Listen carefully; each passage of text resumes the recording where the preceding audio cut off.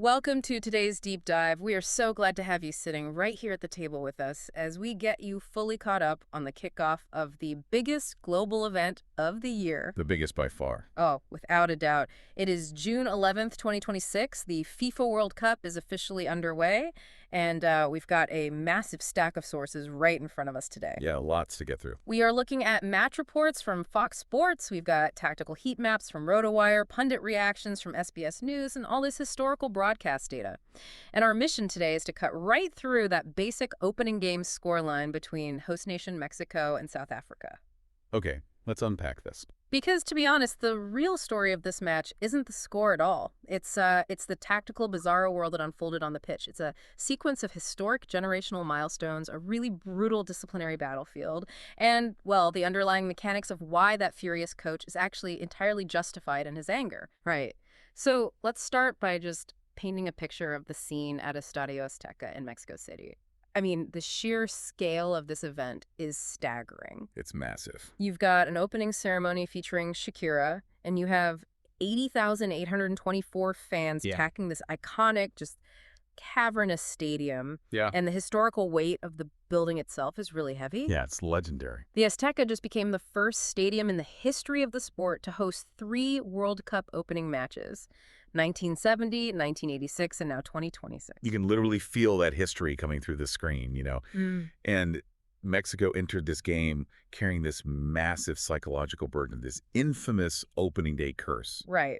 Because in their previous turns hosting a World Cup opener, they had this streak of disappointing ties and losses. So the pressure to perform in front of that home crowd in a stadium that expects nothing less than brilliance is immense. But they shattered that curse immediately. I mean, Julian Quinones, the Colombian-born attacker, he nets the tournament's first goal just 9 minutes into the match. Just an explosive start. Totally. The noise in that stadium, I honestly don't even know how the players could hear each other. And it was historically fast, right? It was, yeah. It was the earliest opening match strike at a World Cup in 2 decades. You actually have to go all the way back to 2006 when Germany's Philipp Lahm scored 6 minutes into their opener. Oh, wow. 2006? Yeah. But if we move past just the trivia and look at the actual tactical application, scoring in the 9th minute at the Azteca is a profound strategic advantage because of the geography itself. Right, the altitude. Exactly. Estadio Azteca sits at a suffocating 7,350 feet above sea level.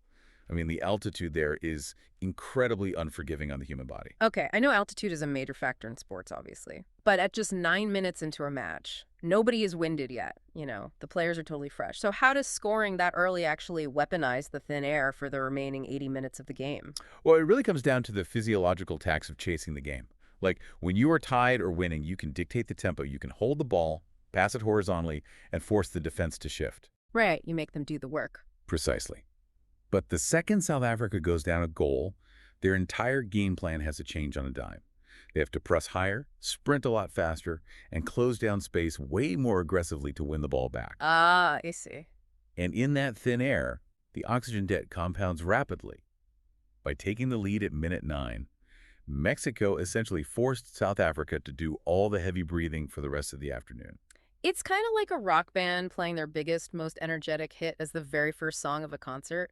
It immediately blows the roof off the stadium and sparks this massive euphoria, but it sets an impossibly chaotic bar for the rest of the night. That is exactly how it works. Mexico basically set a trap.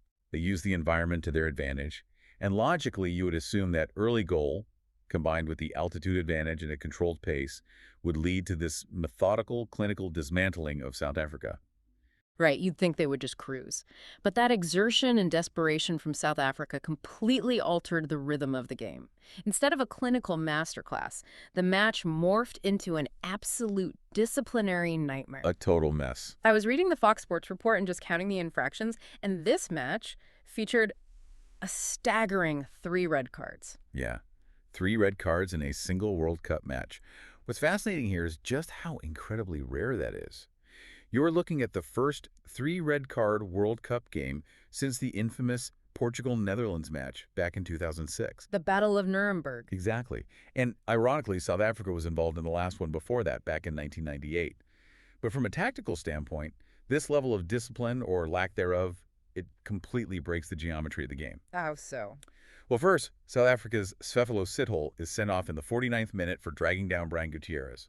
Then later in the 84th minute, Thumbazwane gets a straight red for catching Roberto Alvarado in the face. So South Africa is down to 9 men.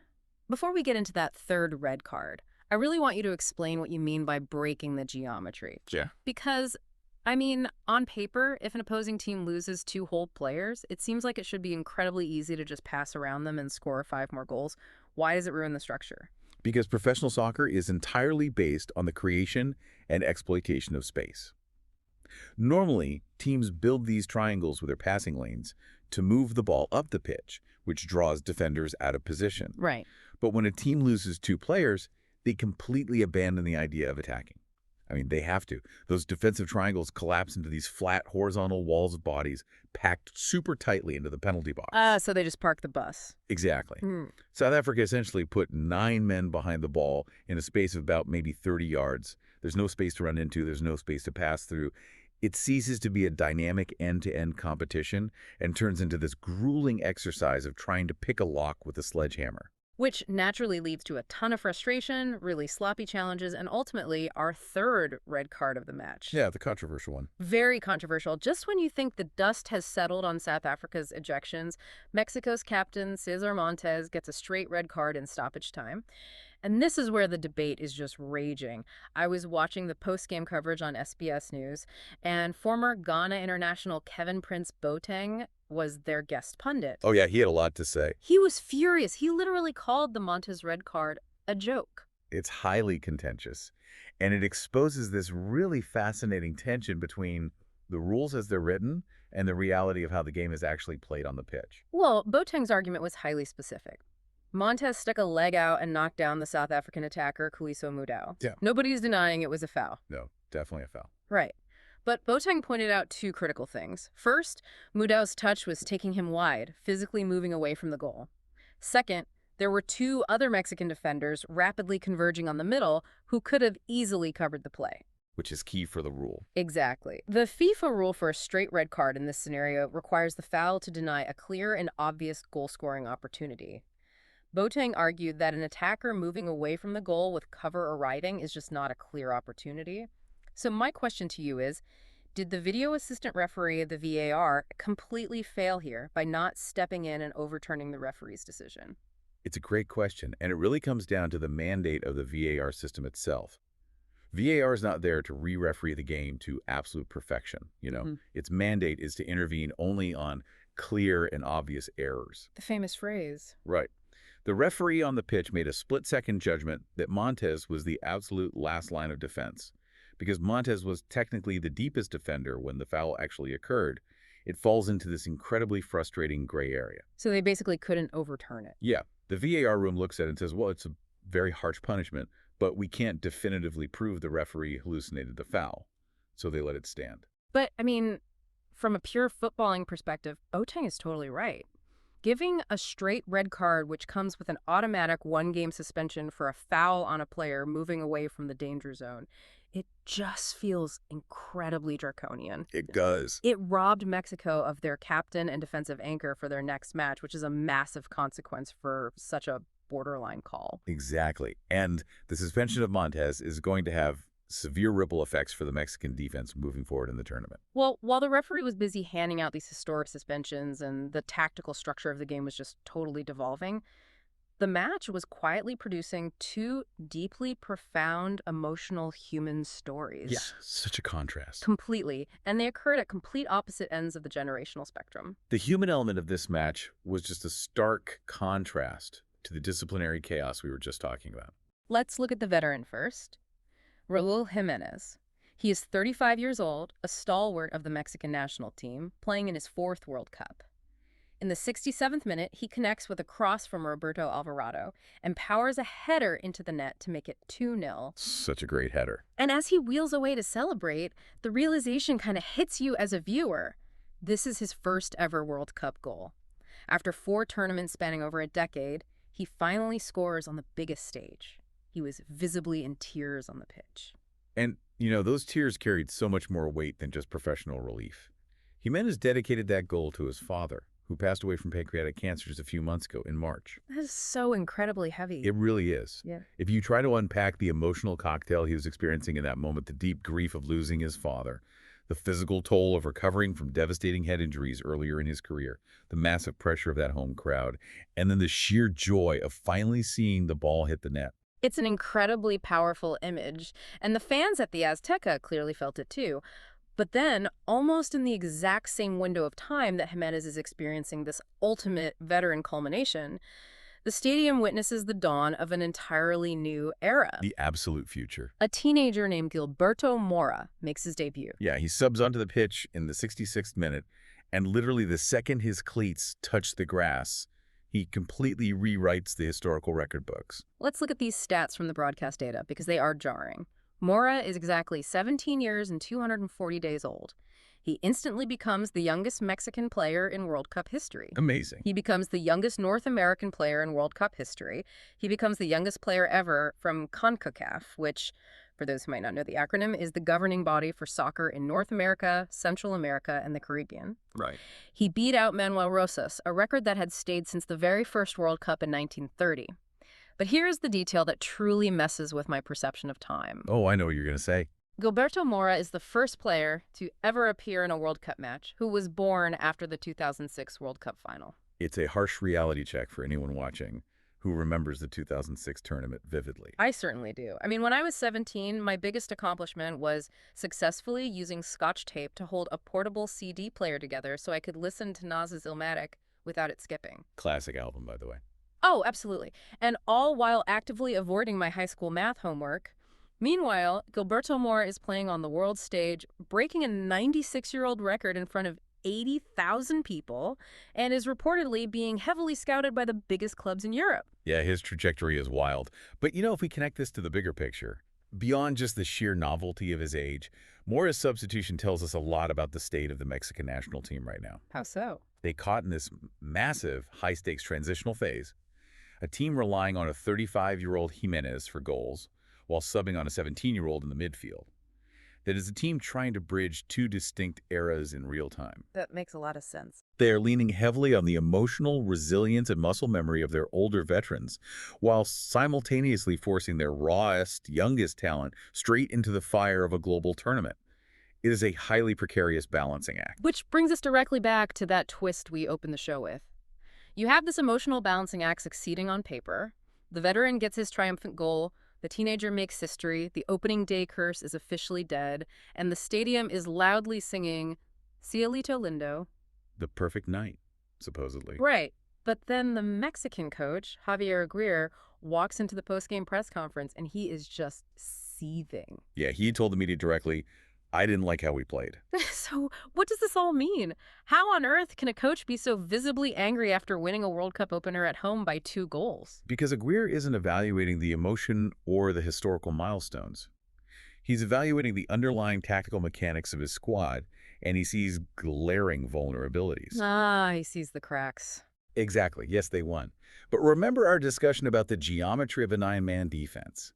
When you have a 2-man advantage at the elite professional level, even against a packed defense, you should be completely dominating possession. Right. You should own the ball. You should be holding the ball for long stretches, stringing together 20 or 30 passes at a time, making the opponent chase shadows, and resting your own legs. But Mexico didn't do that at all. No, they really didn't. They were surprisingly sloppy with the ball. They failed to control possession in a meaningful, authoritative way. They lacked precision in the final third of the pitch. Instead of methodical control, the game remained frantic. So he's worried about the future matches. Exactly. Aguirre knows that if his team is that fragile and imprecise while playing against 9 men, they are going to get severely punished when they play against a full 11-man squad of equal caliber. You know, the tactical data really backs up Aguirre's frustration here, especially when you look at the concept of activity versus achievement. Let's look at the numbers for the Mexican midfielder, Brian Gutierrez. Yeah, this is a great example. If you just watched a highlight reel or looked at basic involvement stats, Gutierrez looked like a star. He was highly active. He ranked in the top 3 players on the pitch for shots taken and chances created. But when you dig into his actual efficiency, it paints a completely different picture. Because activity does not equal achievement. The data from RotoWire shows Gutierrez took 4 shots in the match, and literally zero of them are on target. Wow. Zero. Zero.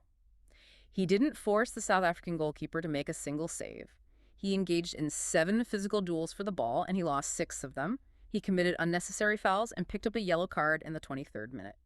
So why is a highly rated midfielder suddenly so inefficient? Is it just a bad day at the office, or does it connect back to that 9-man defensive block we talked about? It connects directly to that defensive block. When South Africa packed 9 men into the penalty area, all the space Gutierrez usually relies on to operate completely vanished. There was nowhere to go. Right.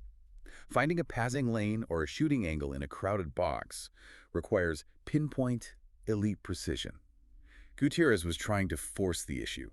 He was running hard, getting on the ball, and looking incredibly busy. But without the precision required to break down that specific defensive geometry, his output was entirely hollow.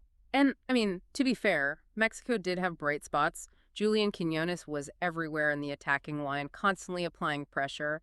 Eric Lira was excellent defensively, protecting the goalkeeper. But Aguirre's anger stems from the fact that against a severely depleted team, you shouldn't have to rely on your defensive midfielder having a spectacular game just to maintain control. Precisely. Aguirre is furious because he is looking at the reality of Group A. Today was about securing 3 points and surviving the altitude. But the margin for error is about to shrink dramatically. And the pressure in Group A is already escalating. Earlier in the day, South Korea played Czechia, and South Korea snatched a 2-1 victory thanks to a dramatic late winner from Oh Hae-in. That means Group A is instantly a highly competitive dogfight.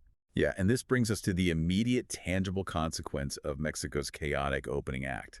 Mexico now has to pack up, travel to Guadalajara, and face a very strong, highly disciplined South Korean team on June 18th. Oh, that's going to be tough. And because of that stoppage time red card we debated earlier, Mexico has to go into that crucial match without their captain, Cesar Montes. So Javier Aguirre has to completely rebuild his backline, correct his team's glaring possession issues against a low block, and emotionally ground a squad that just experienced the absolute ultimate highs and lows of tournament soccer, and all in the span of a single week. It's a monumental coaching task. For the fans in the stands, a 2-0 win is a party.